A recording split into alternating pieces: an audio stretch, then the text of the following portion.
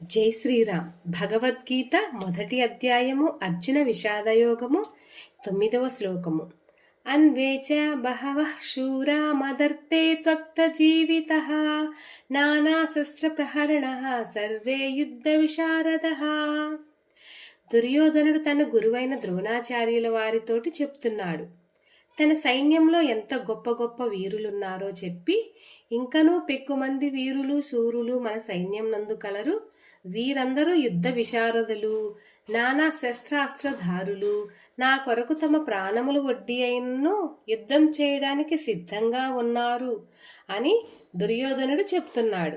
దుర్యోధనుడు తన దురాశతోటి, తన స్వార్థంతోటి పాండవుల రాజ్యలక్ష్మిని లాక్కోవడం, వాళ్ళని అన్యాయం చేసి అడవులకు పంపించి నానా తిప్పలు పెట్టడం అంతా అయిపోయి తిరిగొచ్చి మా రాజ్యం మాకిమ్మని అడిగితే, సూది మనమోపే అంత భూమి కూడా నేనివ్వను, నాకు ఇవ్వటం ఇష్టం లేదని కరాఖండిగా తేల్చి చెప్పేయడం. పెద్దవారు అని చెబితే వినలేదు, గురువులు చెబితే వినలేదు, సాక్షాత్ పరమాత్ముడైన శ్రీకృష్ణ భగవానుడు రాయబారం వెళ్ళి నచ్చ చెప్పినా వినలేదు. ఈ పాండవులు అనేవారు బతికుంటే ఏదో ఒక రోజుకి నాకు హాని, ఈ రాజ్యమంతా పర్మనెంట్గా నాది అయిపోదు. వాళ్ళ వల్ల నాకెప్పుడూ కూడా కంట్లో నలుసుగా, పక్కలో బల్లెంలాగా ఇబ్బందిగానే ఉంటుంది. వాళ్ళు చస్తే ఒక పని అయిపోతుంది అనేసి యుద్ధానికి మొగ్గు చూపాడు.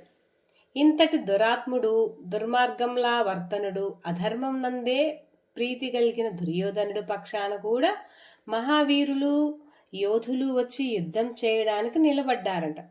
మరి అలా వచ్చిన వాళ్ళలో కొందరికి దుర్యోధనుడంటే ఇష్టం ఉంటుంది. అంటే ఇలాంటి అధర్మము ఇష్టం ఉన్న వాళ్ళు, అధర్మాత్ములు ఎవరైతే ఉంటారో వాళ్ళు కూడా మేము యుద్ధం చేస్తాం దుర్యోధనుడి పక్షానికి వచ్చారు.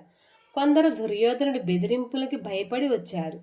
భీష్మ ద్రోణాది మహానుభావులు పరమ ధర్మాత్ములైన కూడా తప్పనిసరిగా మనసు చంపుకొని ఆ యుద్ధానికి వచ్చారు. ఇప్పుడు ఇతగాడి పక్షంలో ఉన్న వాళ్ళందరూ కూడా తన కోసము ప్రాణాలు వడటానికి, చనిపోవడానికి కూడా సిద్ధం అయ్యారట. మరి చనిపోతే వాళ్ళ పరివారము, పిల్లలు, బంధుజనాలు, భార్యలు, వీళ్ళ పరిస్థితి ఏంటండి? అవన్నీ దుర్యోధనుడికి అక్కర్లేదు. తన స్వార్థం ఫలించాలి అంతే.